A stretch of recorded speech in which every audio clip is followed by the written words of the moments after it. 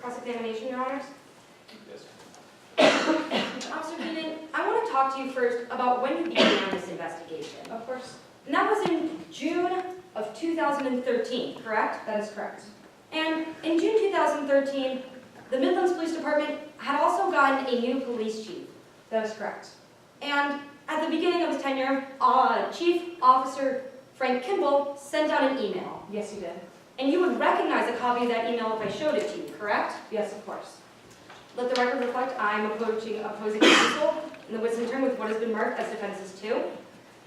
Should also reflect.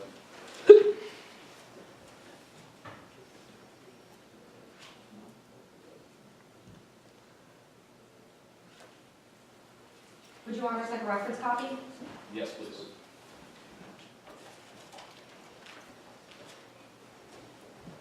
I just handed you a copy of this email, correct? That is correct.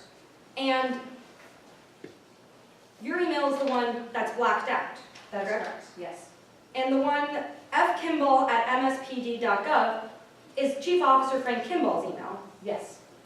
And this email is a fair and accurate copy as you remember it. Yes, it is. And it has not been changed or altered in any way. No, it has not. This time, defense likes to offer D2. Objection to hearsay. Counselor, go ahead. That email is out of court statement. It's a statement from the police chief. Response. The statements, the email that Chief Frank Kimball sends is not a statement being offered to truth of the matter because these are instructions, and instructions have no inherent truth value in them. They go towards an effect on the listener. In this case, Officer Mickey Keenan.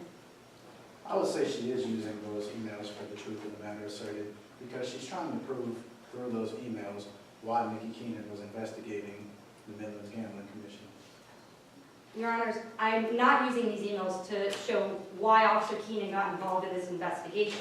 If I may make an offer of proof, this email is being used to show the effect on the listener based on these instructions given to her by her by the Chief of Police. I expect to elicit specific statements within this email to draw attention to the fact that Mickey Keenan had a disregard for the policies in place at the police department. Is there a specific exception to the hearsay rule that you're citing in this? Yes, 801, there's an effect on, if I may have a moment of the court's indulgence, what are the specific rule number?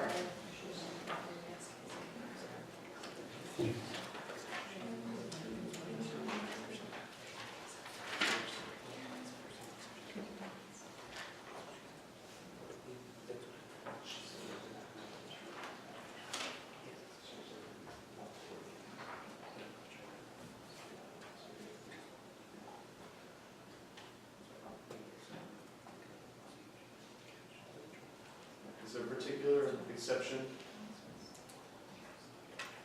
Oh, I'm sorry, Your Honor, it's not a specific rule number within the Midlands Rules of Evidence. It goes under the definition of hearsay. It cannot be offered, if it's not being offered for the truth of the matter, it can be offered for the effect on the listener.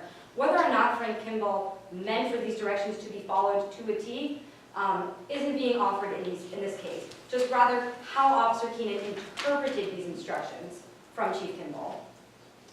No need, Counselor. I'm going to sustain the objection because it sounds like you are using it actually for the truth of the matter asserted. If you would like to point out some statements to this and not use it for the truth of the matter, by all means, but I think the mitigated evidence would run that risk. Yes, Your Honor. That's just an objection. The email is not admitted. It will not be. Thank you. Now, Officer Keenan, I'd like to talk to you about a few things within this email. Okay. The first is in the first point that Officer Kimball makes. He says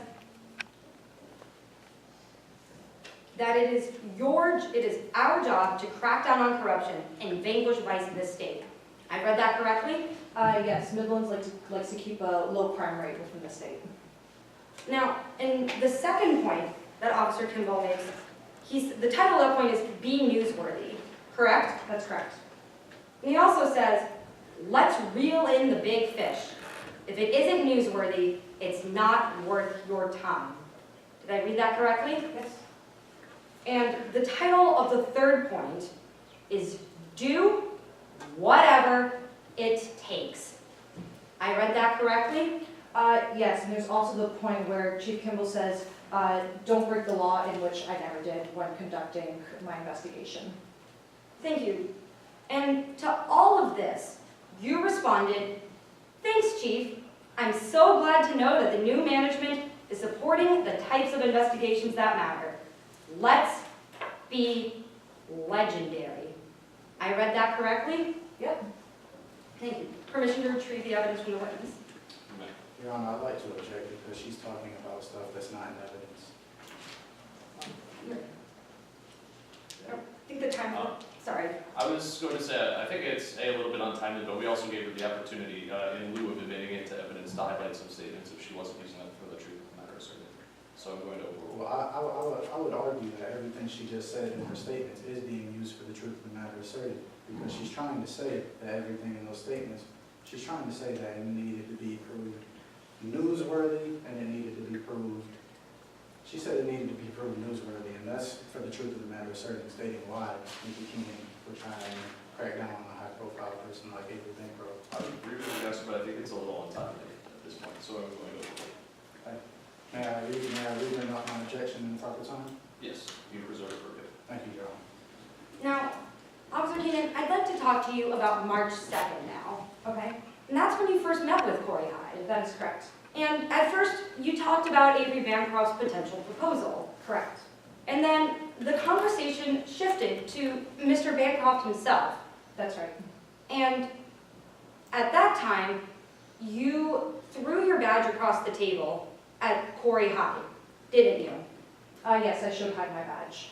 And you made Miss Hyde believe that you had evidence that she had broken gambling laws during her time in Las Vegas. Yeah, that was what I told Hyde. It's one of the mechanisms that we use in conducting our investigation. However, in no way is it against the law. But just to be clear for the jury, you had absolutely no evidence that Miss Hyde had ever broken a law. No, again, it's just merely a technique that we employ. Now, later that month, you also sent an email to Miss Hyde. Yes, I did. And this was the day before the meeting that she had set up between yourself, Mr. Bancroft, and Miss Hyde. That's correct. And you would recognize that email you sent if I showed it to you, correct? Yes, I would. Your Honor, let the record reflect I'm approaching, the witness has already been marked as D1. Just for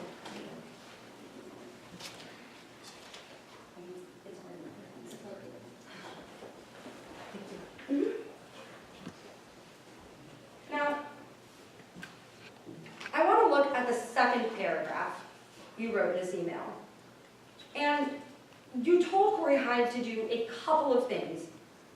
First, you told Corey that she might want to suggest to Avery that he should do something to sweeten the pot, correct? Yes, you read that correctly.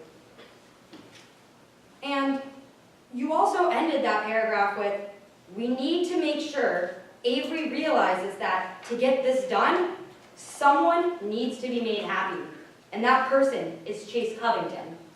I read that correctly? Yes, you read that correctly. And to this email, Corey Hyde responded, "I wasn't really sure what I was supposed to do. Thanks for this." Correct. Thank you. Permission to retrieve the document from the witness? you may. Thank you.